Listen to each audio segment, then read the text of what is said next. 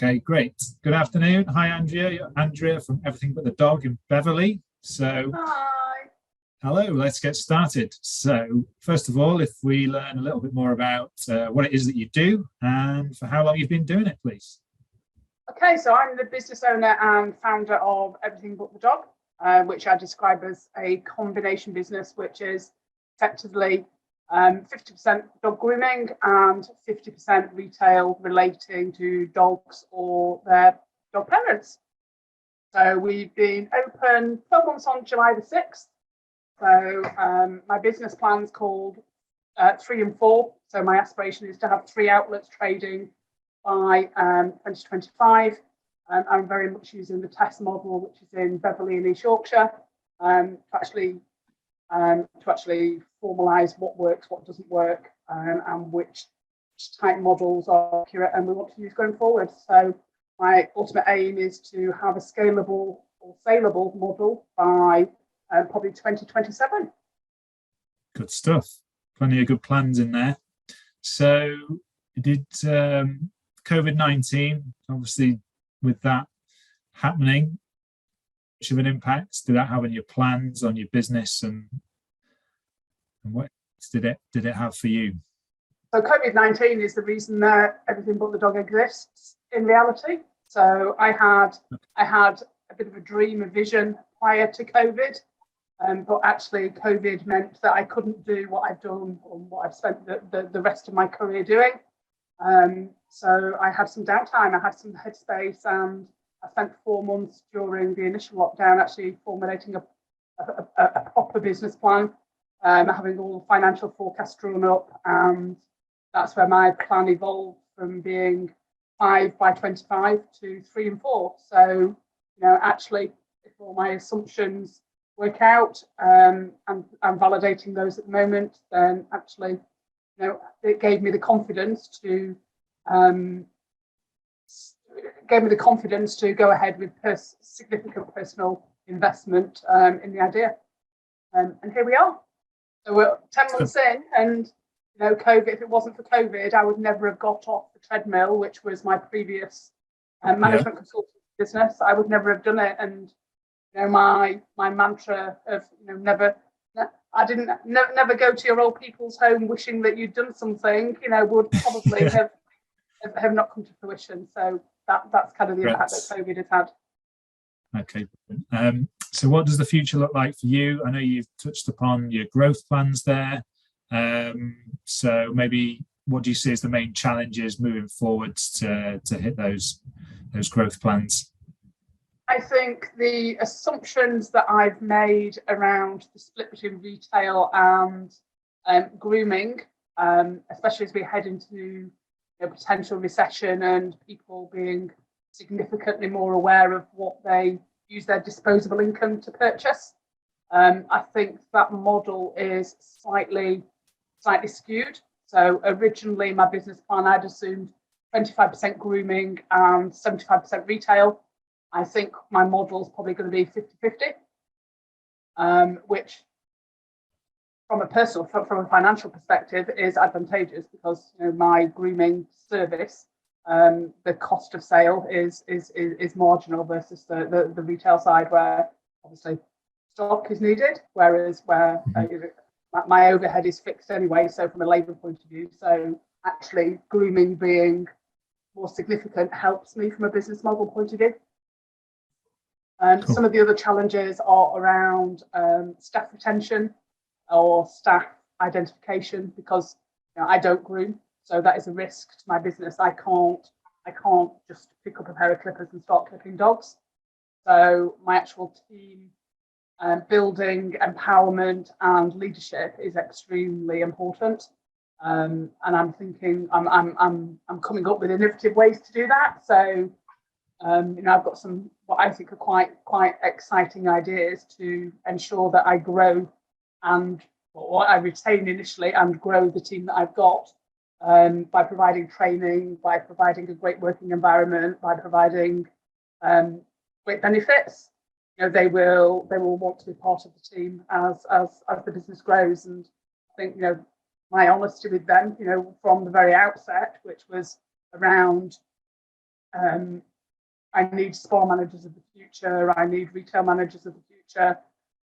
Has been quite motivational for certainly the core members of the team. And there's 6 of us at the moment, and I'm looking to grow that to 7 and maybe even 8 in the next few months, which for a little startup business is something that I'm quite proud of.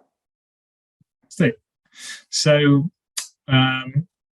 since you've been a business owner, what would you say your biggest learning is?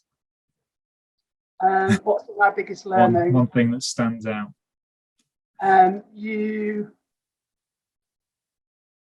Nobody in your business cares about your business as much as you do as the business owner, and nobody will ever truly understand the dream that's behind the brand, which makes it hard to let go, but you have to let go, otherwise you end up trying to do everything, and you can't do everything. You can do everything. You can try and do everything, but that's a good share. You end up doing things very not as well as you would like them to be done. So what is your best advice if you were going back in time, if we got into a time machine, you were to meet an 18-year-old Andrea, what would you tell her? So it's quite interesting, because the things that I've written down for that are believe in yourself and always work hard. Plan and research everything that you do. The devil's in the detail. So just plan and research. And be honest. Always be honest. And you're never too old to be an entrepreneur is something that, actually, had you told me 10 years ago, let alone, when I was 18, that I'd be doing this now, I would have probably thought you'd lost your marbles. But actually, an entrepreneur, which, isn't just about new business starting, it's about taking risk from a personal perspective as well, because you believe in your idea. And actually, it takes balls, but actually there's a lot of value to be gained, and you're never too old to do that. Good stuff. Good advice. Don't believe the naysayers. There's been a couple of people in my career who've said you'll never make anything of that, you'll never do that, you'll never achieve that. And don't believe them. Stuff. So is there anything that inspires you sort of throughout your life? So it might be people, family, friends, or it might be a mentor, a coach you've had, or it could be someone that is in the public eye. Anything that inspires you as you've gone through your life or currently? Yeah, what I'm finding inspiring about the business is I sat down in my study where I'm sat now, and I wrote my business plan, and I did my research, and I did my 30-page plan with 40 appendices, and actually I did all of that because, I was putting our personal finances at risk. And what I'm finding inspiring now is actually seeing that all of that detail, I'm seeing that plan come to life. So I'm seeing my branding, I'm seeing it work, I'm seeing the splits, I'm seeing that I got it right. Yeah, and yes, right. And I find that really, really motivating. So actually seeing how that transpires or transfers to